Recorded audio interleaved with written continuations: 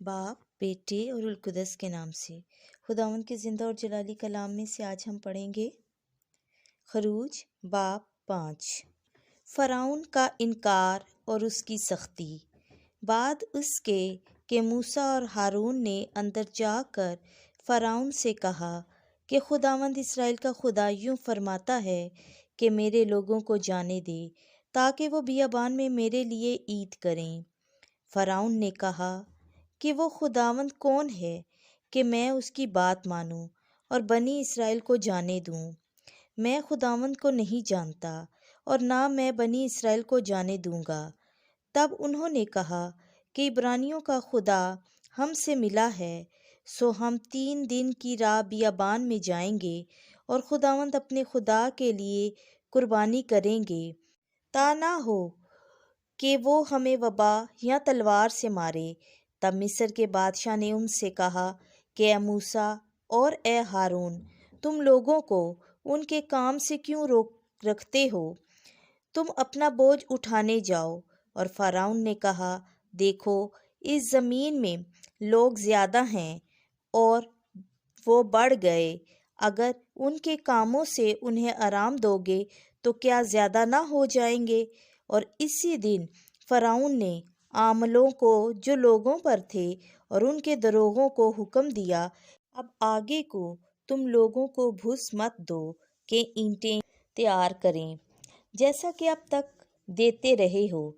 वो जाएं और अपने लिए भूस जमा करें और ईंटों की तादाद जो वो बनाते रहे हैं पहले की तरह ही तुम उनके लिए मुकर्रर कर रखो और उनमें कुछ कमी ना करो, क्योंकि वो सुस्त हैं, इसलिए वो चिल्लाते हैं और कहते हैं हमें जाने दो ताकि अपने खुदा के लिए कुर्बानी करें।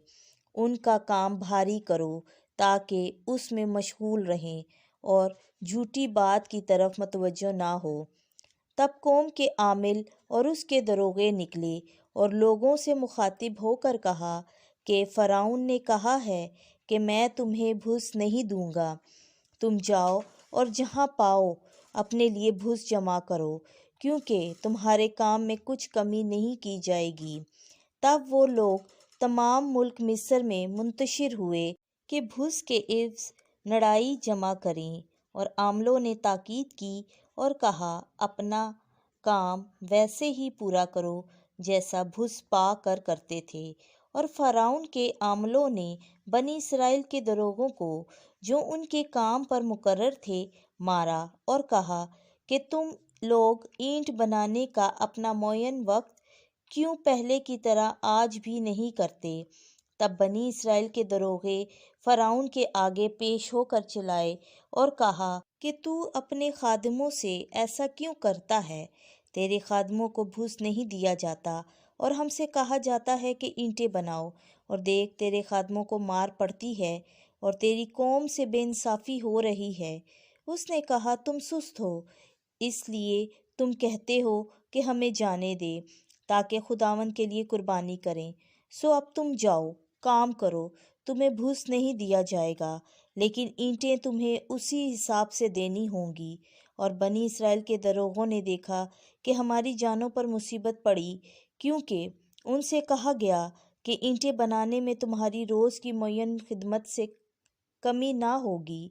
और उन्होंने फ़िरौन के पास से निकलकर मूसा और हारून को अपनी मुलाकात के लिए खड़े देखा और उनसे कहा कि खुदावंद देखे और इंसाफ करे, इसलिए कि तुमने फ़िरौन के और उसके दरबारियों के आगे हमारा काम बिगाड़ दिया है और उनके हाथ में तलवार दी है कि हमें कत्ल करे।